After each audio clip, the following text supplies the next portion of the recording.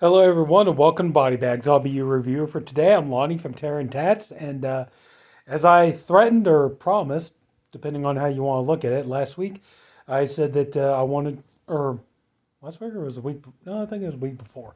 Yeah, I said that now that I finished looking at as many of the Tim Burton movies as I can, that I wanted to start going into the rabbit hole of looking into some of the films by the late great Boris Karloff.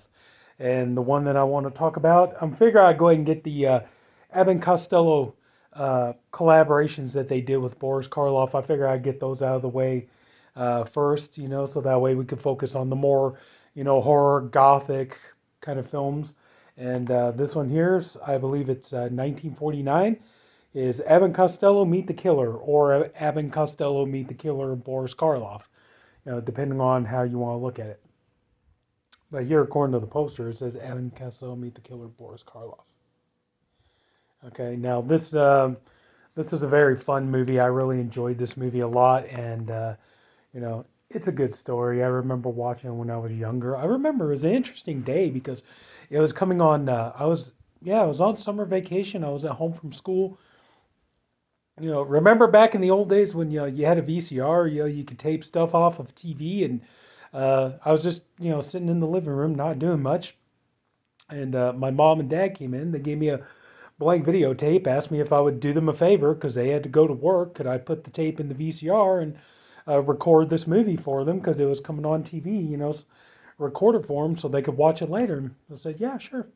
So, I put the tape in, started recording it, and, of course, I sat there and watched it, so I could edit out the commercials and stuff and watch it. And I was really, really impressed and really, really entertained by this film, and I ended up having a really good time with it. So here a while back when I got the Blu-ray box set that Shout Factory had put out of the Abbott Costello collection, man, it was so nice to be able to get this movie and to see it again, and it still holds up. There are parts of it that are, you know, it's interesting. I think there are parts where the movie is incredibly like side-splitting funny, but then the movie like it is so beautifully shot. It is so well directed that it's like I said, there are parts where the movie can be incredibly funny, but then there are parts where the movie looks really, really gothic and dark and frightening. And there is definitely certain scenes definitely have the look, especially because the movie's in black and white. But the movie, some of the scenes definitely have a really, really good like film noir look to them, and just wow, the way the movie is done is just it looks astounding. And so anyway, yeah, oh my god, already 3 minutes in. Maybe it'd be about time to talk about the story. You think?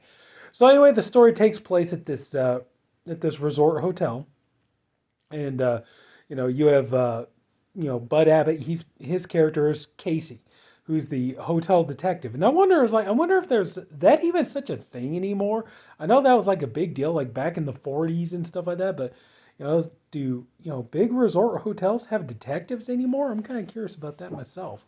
But anyway, so he plays Casey, and he's talking. They're giving exposition. They say, because there are all these reporters hanging around the front doors of this hotel, and so they're talking about like Bud is talking with this reporter about this big lawyer named Amos Strickland, who is coming up to the hotel for like a getaway, and apparently there's something really big going on, and they they're there to get the story and everything else, and so Strickland comes in, and he meets up with Casey, and they go to the desk, and so then we're introduced to Freddie Phillips, who is Lou Costello's character. So Freddie comes in, and of course, Lou Costello in his true form. He's bumbling. He's kind of a schlub. The way he's playing his Lou Costello character. And he's dropping things and breaking things and all this. He breaks Strickland's glasses, all this kind of stuff. And so Strickland gets all flustered, and then Mr. Melton, the hotel manager, comes up, and he's all like, what's going on here? And Strickland tells Melton, I want you to fire this idiot. And so he turns around and tells him, okay, Freddie, take off the uniform, get out, you're fired.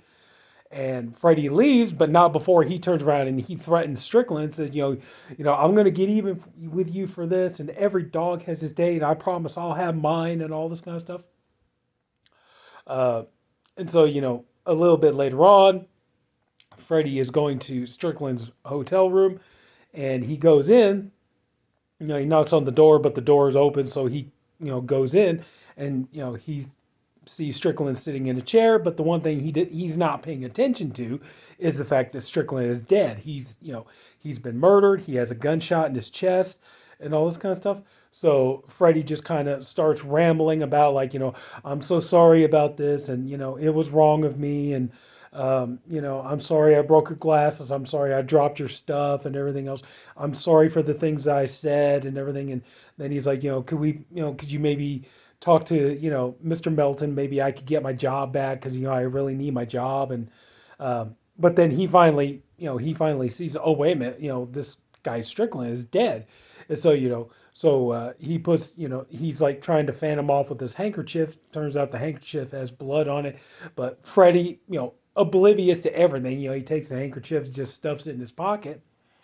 And so he goes to get help. And so, Casey and, everybody else from the hotel, they come in and all this stuff. And then we're introduced to Boris Karloff's character, who really is just called the Swami. He's got the turban on his head and everything. And, the bad thing about this movie, though, is like Karloff doesn't really get a lot to do. He's entertaining for the amount of time that he's in the film, but he's really it's so clear when you watch the movie. I said that's probably one of the biggest flaws of the movie. Is like, it is so clear that like his entire point of even being in this movie is he's there to be a red herring. It's like, that's the thing. It's like, you don't even really believe that he's the killer, even when he's doing, some really shady stuff, you're just kind of like, it's like, it's not him. You just get that feeling. It's not him. It's somebody else. And then, so the detectives come in and all this kind of stuff. And, they're talking to Freddie, and they're talking about, they don't, they want him to stay in the motel while they, work on solving the case. The two, Wellman and Stone, the two detectives, they start working with Casey, and they're trying to, figure out what's going on here. And in the meanwhile, Freddie, he starts, more and more people start getting murdered, and, to try to frame Freddie, like, the gun that was used in the crime was, is found in Freddie's bed. And then, like when somebody is murdered, they end up dumping the bodies in Freddie's room. And so he and Casey have to try to get them out so that, to try to get the suspicion away from him. You know what I mean? And so they're trying to do all this stuff. And also too, you have these other characters here. Like I said, they're all, like, you have Boris Karloff, who is clearly a red herring. And then you have Lenore Aubert, who played Sandra, Lou Costello's girlfriend, and Abbott Costello meet Frankenstein.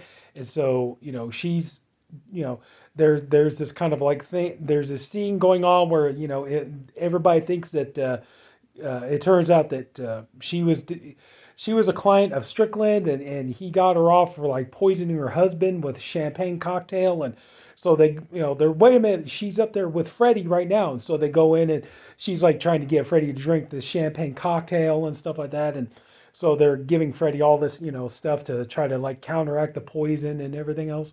But then we get kind of to the big scene of the movie, is where Boris Karloff really finally gets something to do. And, they're talking about like, they want him to be dead. They want to they just want to get rid of him, either get him out of the hotel and get him out of the way, or get him dead. One or the other, either will do, And so Boris Karloff's character decides, he's like, I'm going to use hypnosis. I'm going to make, this guy, Freddie, commit suicide. And then, this will, and we'll find a suicide note by the body and all this kind of stuff. So there's this amazing scene that it's dark. It's very darkly comic, but it has a good gothic horror scene to it. A good horror, kind of classic universal horror feel to it, the way it's shot and everything else, where his character hypnotizes Freddy, and then he's trying to make him commit suicide, but of course it's not going the way it is, and even Boris Karloff's character says, amazing, even under hypnosis, the will of an idiot to cling to life, you know. And so, and he's like, maybe you'd like to choose your own means of self-destruction. How would you like to die? And he's like, old age, you know. So of course, you gotta get those trademark lines in. But yeah, just I would say that's probably the biggest downside of this movie is just that Boris Karloff he's just kind of there, and it's like I say, he doesn't get a lot to do, and it is very clear that he's just in there just to be a red herring. Um, Even in the scene where but that's the problem though. It's like even in the scene where he's trying to get Freddy to commit suicide, it's like he's But the thing is like kind of like almost everybody in this everybody that's in this hotel is pretty much a suspect or a red herring or something like that. So it's like he's not really any different, So, but then it is revealed that there is a scene. I'm afraid, like, yeah, it's like it's just meant to be funny. It's meant to be a joke. But I'm definitely sure, like a lot of people now would very, very much take offense to it and be all, just be all up in a big stink about it.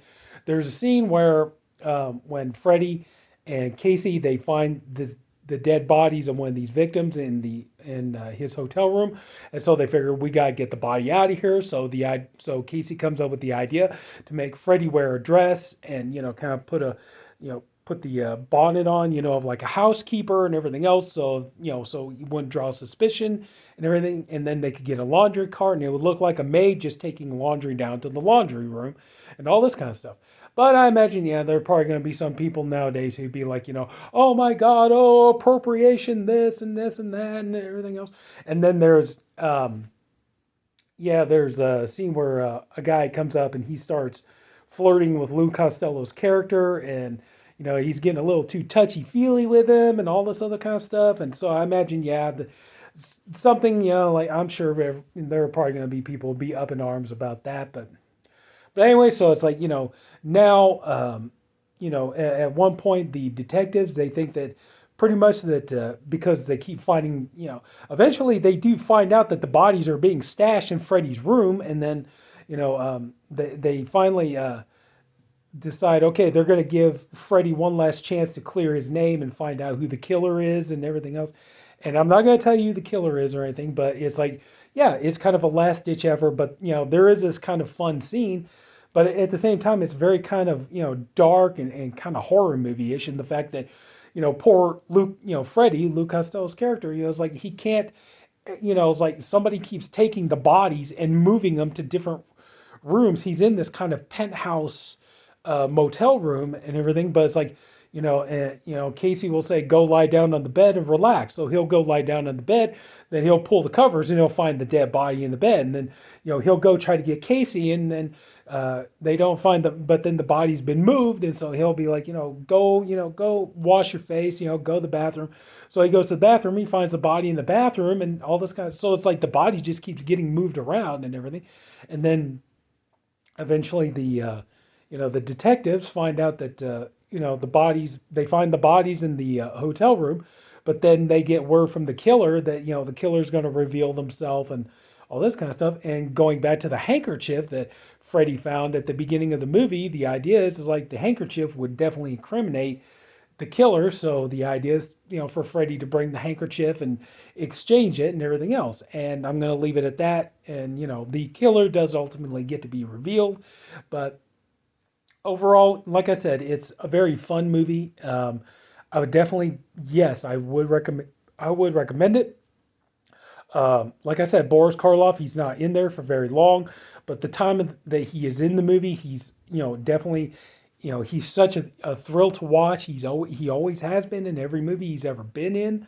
So I would say, yeah, if you love Boris Karloff and, you like, comedy mixed with, kind of horror and suspense and kind of, murder mystery and film noir and things like that, I would definitely say, yeah, Abbott Costello Meet the Killer Boris Karloff. I would definitely recommend it. It is a fun time, and it's a very well made and very stylistic looking film, and I recommend it.